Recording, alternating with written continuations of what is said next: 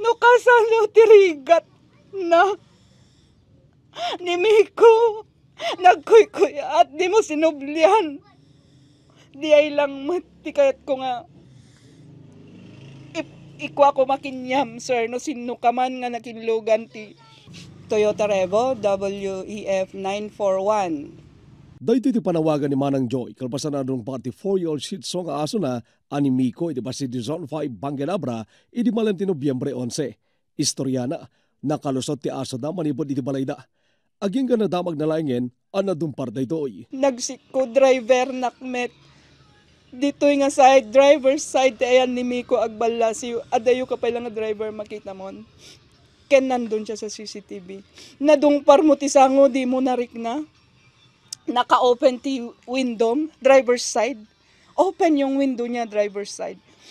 Makita jay video. Naatalam ti sango, deng sir, sino ka man nga nakinlugan dayta.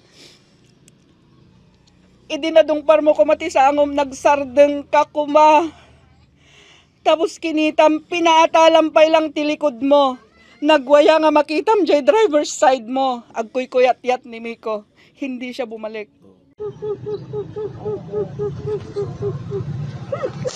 Emosyonal kapatay bilang na miyembro ti pamilya dati aso. Ni Miko is just like a family.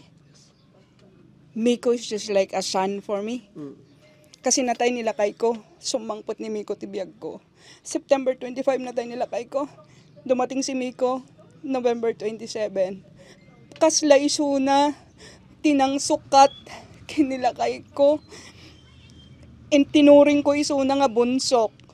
No, daki abroad, I video call with Miko. Jay sakit tiriknak. If ever man ada tinegligence ko, kasi han mo maiwasan no daduma makatalaw ti aso.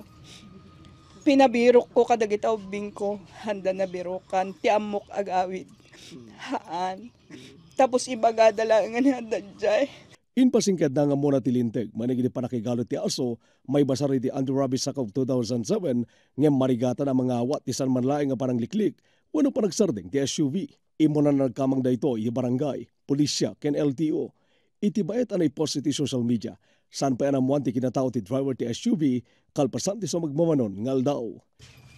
Agpakpakaasiak nga no sino man ti makaamam mo, tinakinlogan da ito'y Toyota Revo WEF 941 nga umay ka makipatang kinyak kutugutak lang ti pan nakipatang mo kinyak ken para sa public awareness adda ti karapatan ti animals tayo. They also have the right to live. Meron silang karapatan para mahalin natin. Archie Lorenzo, Balitang, Solid North.